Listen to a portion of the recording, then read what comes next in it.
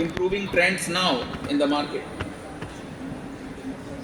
So I don't have many slides, possibly in 2-3 slides I will summarize what I want to say today.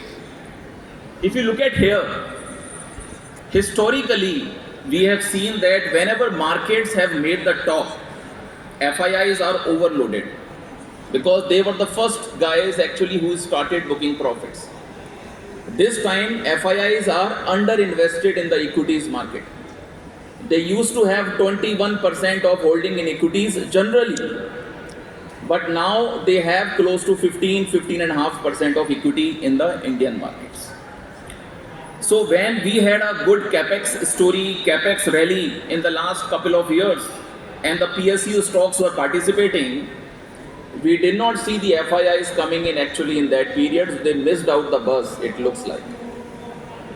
So what I mean to say here is that there is a lot of cushion in the markets, because when this money is going to come, obviously you will have a much higher drive not only on the indices but also in various sectors now going forward. There may be a consolidation period, there may be a time correction because of the geopolitical scenarios outside. We don't have any control on it, but we can always look what's happening inside India and try to create those kind of wealth through our investment. Now see what happened. It did not happen before. We always used to import crude from outside, and whatever amount was coming, we were paying in dollars. So Forex from India was going outside and the crude was coming in India, because 85% of the total imported crude, actually that requirement is there in India.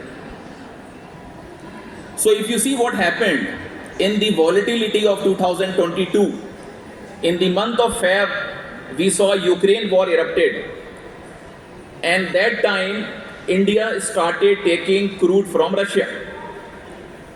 Russia had sanctions, so they were giving at a discount. The discount was big actually that time. It was almost $25-30 per barrel. Till February 2024, this discount was $8 per barrel. Even currently, it is around $3 to $4 per barrel. So that means India has saved minimum, I am saying minimum, 1 lakh crore, maybe close to $11-12 billion, and it has gone, as per estimates, to $25 billion also. That means almost 2 lakh crores.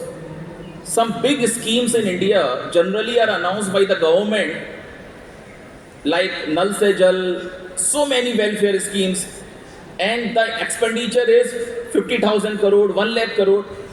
When you have saved 2 lakh crore, that means now you have a leeway, you have a cushion to spend this money in the economy. So your foreign policy is benefiting you so that you can spend in India. So this is something big from the political front which happened, and it really benefited India.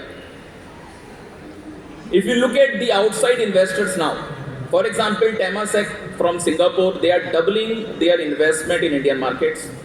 They had 3% of investment, now they are moving to 6% investment. It is not happening only from Singapore. I have one point here of US pension fund.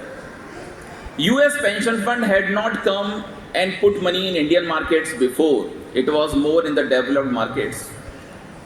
But see the irony now, they are looking to have better returns in stable environment. Stable environment, because this is what the platform Indian economy has placed now outside. Our bond yields have not increased. In the last 3 years, if you see, our macros have become so strong. Our government is spending 10 lakh crore, 11 lakh crore, but from where this money is coming? Generally, in the previous years, the government always used to go in the debt market, they always used to borrow high, and they were floating papers. So the bond yields used to go higher. But this time it has not happened. The bond yields are continuously lower because the government borrowing has remained flat for the last 3 years, despite unprecedented 11 lakh crore of expenditure in the Indian economy.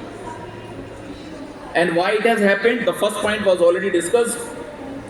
that they saved 2 lakh crore from Russian imported crude, but the GST numbers, the direct tax numbers, they are also improving because of the compliance from the government. So this is where even the US pension fund decided the economy where the bond yields are not rising, economy where the bonds now are listed on the JP Morgan bond index, why shouldn't we start investing in the equity market also of that economy?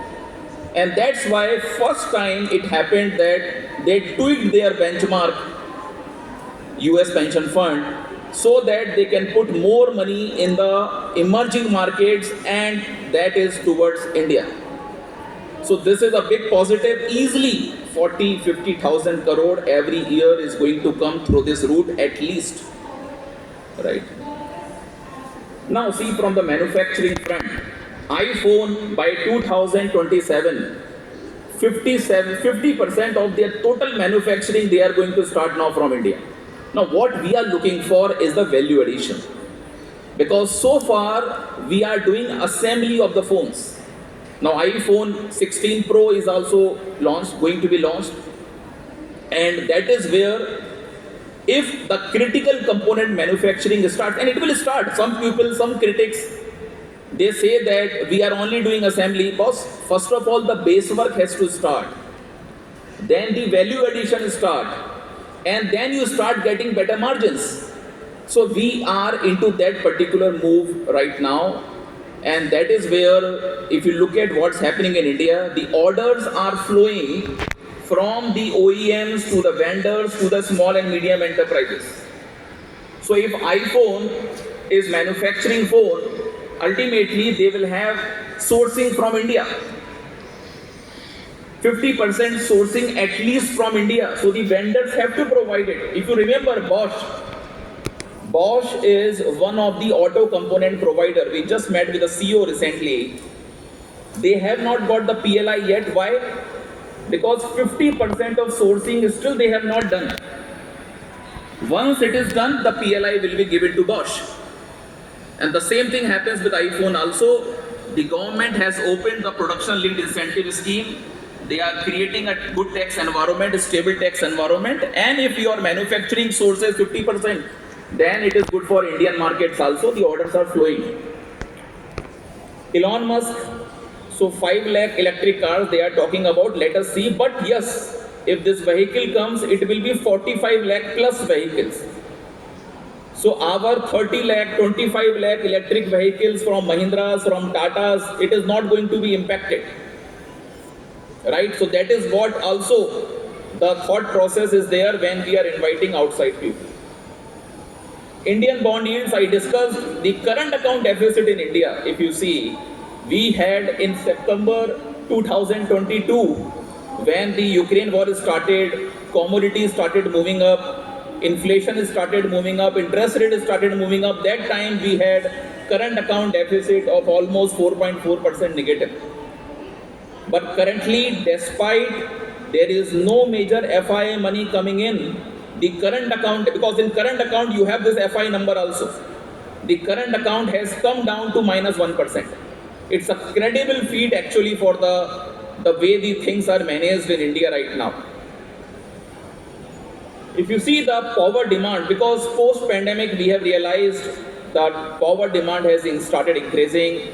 We are pushing for EVs, charging stations, right? Industrialization, manufacturing, companies are working in couple of shifts, more power requirement. Power has gone, villages are connected with electricity now, 95%, more power requirement. So from where this power will come, right? So the peak power last year was 221 gigawatt, but now, just now it has crossed 250. Last year it was 221, this year it has crossed 250 gigawatt. By 2030 it may be 450 gigawatt of power requirement. So from where this power will come? So that is where the renewable part is also expanding, and the thermal expansion in India, that is also growing. I will come to that also. So this is a big sector.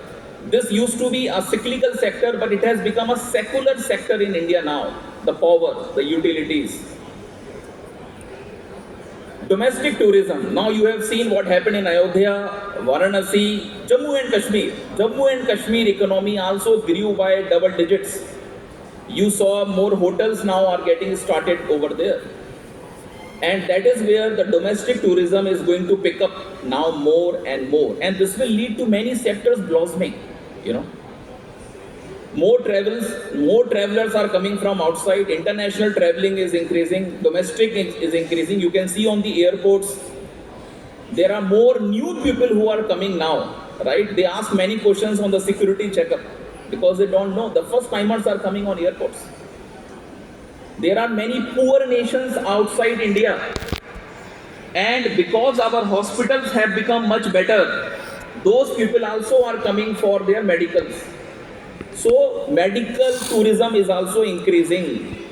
So airline industry is booming. We have just now crossed 2019 passenger traffic in Indian markets.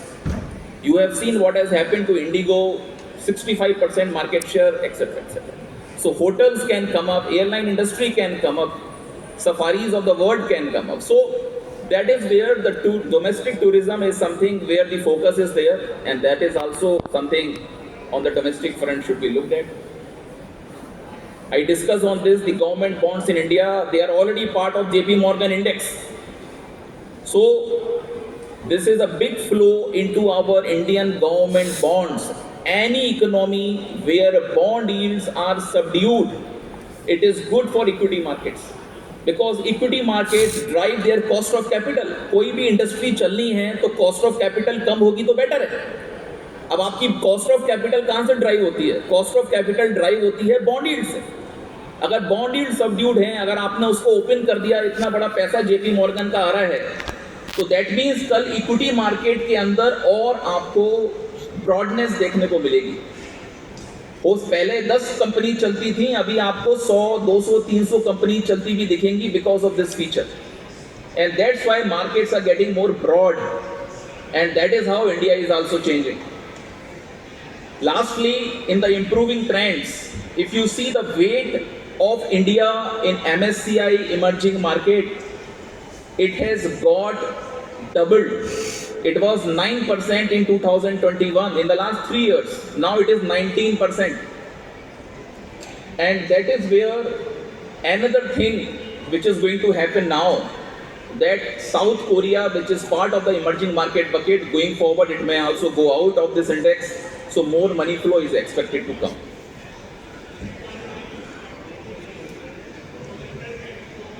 Now you look at, generally people say that private capex is not coming. See, when we look at metal, cement, there are very limited companies in those sectors. Basically top 4 or 5, they are getting the entire maximum capacity, right? But the new money is going into all these sunrise sectors. Electric vehicles. In India in 2021, the market share of India, the penetration of electric vehicles was hardly 1.2%. And currently it has just come closer to 7%. Right?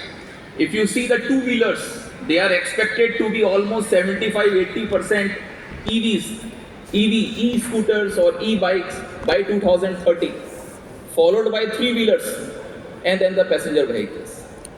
So the EV is a game changer now, and the only thing that we work upon is the disposal of the batteries, because that can also create some kind of waste pollution. And that's why some companies have come in the recycling of batteries also. So see the thought. First of all, the new EV company which came, the existing companies also are transitioning, and then the recycling companies are also coming, so that the same battery can be recycled or reused.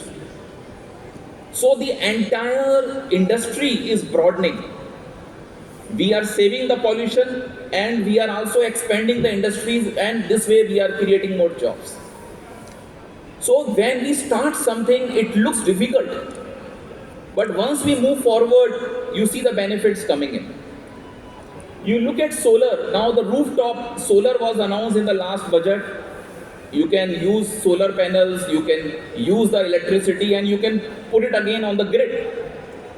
So India's solar capacity currently is 89 gigawatts, but in China, the solar capacity currently is 700 gigawatts. So there is a lot more to achieve in India. And what else you want? Because this is just the sunlight. By the virtue of the God, we have very good sunlight. You look at Rajasthan, such a very hot area. So in Rajasthan, 27 gigawatt of solar power is set up now, and there is lot more chance in many areas to come. You look at Karnataka or Tamil Nadu. In Tamil Nadu, it has become an example for wind energy in India. In Tamil Nadu alone, you have the highest windmills in Indian markets. So this is what happening now. Coming up, 15 gigawatt capacity is going to be built up in windmills. In windmill, we have total capacity of around 45 gigawatt. If you compare with China, it is almost close to 450 gigawatt. So what the government has started, it is very similar to what happened in China before, no doubt about this. And that is where I think a lot of industries now are going to be benefited, who will become the leader here.